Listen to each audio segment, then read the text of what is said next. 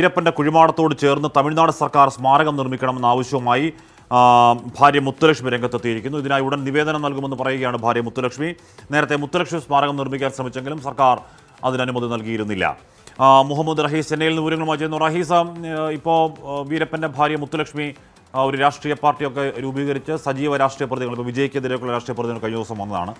സജീവ രാഷ്ട്രീയ പ്രതികരണങ്ങളുമായി അങ്ങനെ രാഷ്ട്രീയക്കാരായി മാറിയിട്ടുണ്ട്. അപ്പോൾ ഒരു രാഷ്ട്രീയ ആവശ്യമാണോ വീരപ്പനൊരു സ്മാരകം എന്ന ആവശ്യം? റഹീസ്.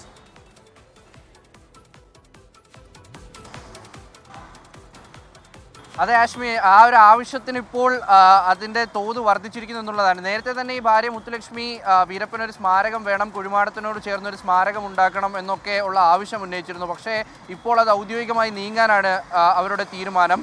ഇന്നലെ ഡിണ്ടിഗലിലേക്ക് മന്ത്രി ഐ പെരിയസ്വാമി എത്തിയിരുന്നു. ഒരു വിവാഹ ചടങ്ങിനാണ് എത്തിയത്. അപ്പോൾ അവിടെ വെച്ച് മുത്തുലക്ഷ്മിയെ കണ്ടിരുന്നു. അപ്പോൾ അങ്ങനെ സംസാരിക്കുമ്പോഴാണ് ഇത്തരത്തിലൊരു ആവശ്യം അവർ മുന്നോട്ട് വെച്ചത്. ശേഷം മന്ത്രിയോട് ഔദ്യോഗികമായി തന്നെ ഇവർ ആവശ്യപ്പെട്ടു, ഇത്തരത്തിലൊരു സ്മാരകം വീരപ്പന് വേണ്ടി വേണം, അത് സർക്കാർ മുൻകൈയെടുത്ത് നിർമ്മിച്ചു നൽകണമെന്ന് ആവശ്യപ്പെട്ടു. അവിടെ ഐ പെരിയസ്വാമി നടത്തിയ പ്രതികരണവും ശ്രദ്ധേയമാണ്.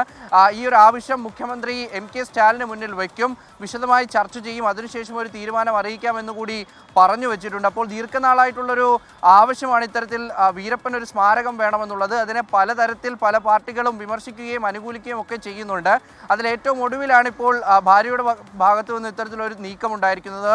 നമുക്കറിയാം, വീരപ്പൻ്റെ മകളുമൊക്കെ രാഷ്ട്രീയ പാർട്ടിയുടെ ഭാഗമാണ്. തെരഞ്ഞെടുപ്പിലൊക്കെ മത്സരിക്കുകയും 1 ലക്ഷത്തിലധികം വോട്ടുകളൊക്കെ നേടുകയും ചെയ്തതാണ്. അപ്പോൾ പ്രധാനപ്പെട്ട ഒരു ആവശ്യമായി ഇപ്പോൾ മുന്നോട്ട് വയ്ക്കുകയാണ്. ഡിണ്ടികളിൽ ആകെ വലിയ ശക്തി തങ്ങൾക്കുണ്ട്. അപ്പോൾ ഇത്തരത്തിലൊരു സ്മാരകം കൂടി ഉണ്ടാക്കണമെന്നൊരു ആവശ്യം ഒരു രാഷ്ട്രീയ വിഷയമായി, അതൊരു പ്രഷറായി കൂടി ഇപ്പോൾ തെരഞ്ഞെടുപ്പ് അടുത്തിരിക്കെ സർക്കാരിന് മുന്നിൽ വയ്ക്കുകയാണ്. എന്തായാലും സർക്കാരിൻ്റെ തീരുമാനം വരാനിരിക്കുന്നു. അത് നേരത്തെ ഈ ആവശ്യം വിവിധ സർക്കാരുകൾ തള്ളിയിരുന്നു. അതിനോടൊരു അനുകൂല നിലപാടല്ലായിരുന്നു പൊതുവെ പാർട്ടികൾക്കൊക്കെ ഉണ്ടായിരുന്നത്. പക്ഷേ ഇപ്പോൾ അതിലൊരു ചെറിയ ചാഞ്ചാട്ടം ഉണ്ട് എന്ന് കൂടി മനസ്സിലാക്കുന്നുണ്ട്. ഒരു പക്ഷേ വീരപ്പനൊരു സ്മാരകം വന്നാലും അതിൽ അത്ഭുതപ്പെടാനൊന്നുമില്ല ഹാഷ്മി.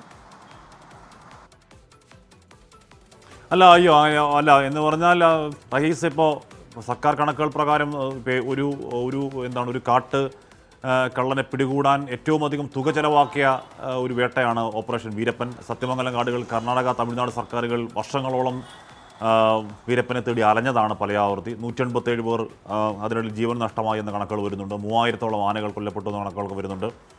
ഇതൊക്കെ പറയുമ്പോഴും നമ്മൾ അങ്ങനെ വീരപ്പൻ്റെ ഈ പറയുന്ന കറുത്ത ഷെയ്ഡുകൾ, ഗ്രേ ഷെയ്ഡുകൾ അങ്ങനെ നിൽക്കുമ്പോൾ തന്നെ വീരപ്പനെ ഇഷ്ടപ്പെടുന്ന കുറേയെങ്കിലും ആളുകൾ അവിടെ ഉണ്ട് റയീസ്. അതുകൊണ്ടാണല്ലോ ഈ പറയുന്ന സ്മാരകം യാഥാർത്ഥ്യമായ അത്ഭുതമില്ല എന്ന് മുഹമ്മദ് റയീസിനും പറയേണ്ടി വരുന്നത്.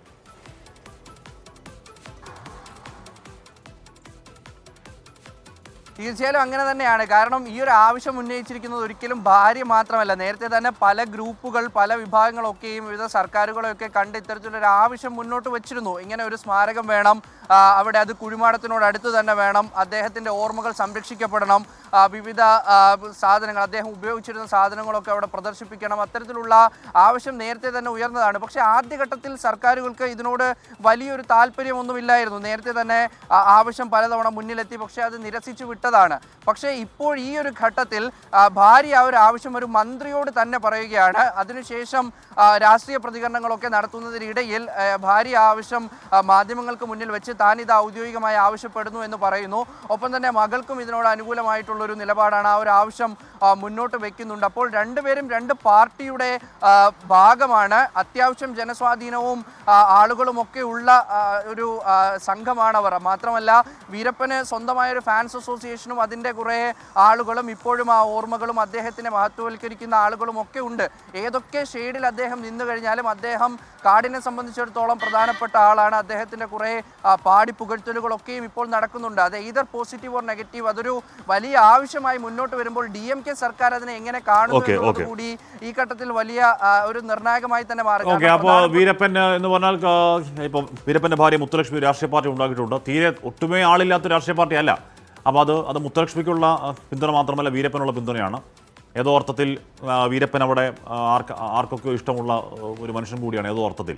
അതേസമയം 187 പേരുടെ കൊലപാതകം, 3000 കാട്ടാനകളെ കൊന്നൊടുക്കിയ കുപ്രസിദ്ധനായ ഒരു കാട്ടുകള്ളൻ, കാട്ടുരാജാവ് എന്നൊക്കെ രീതിയിലാണ് സർക്കാർ അല്ലെങ്കിൽ പോലീസ് സംവിധാനങ്ങളൊക്കെ വീരപ്പനെ വിലയിരുത്തുന്നത്. ഇപ്പോൾ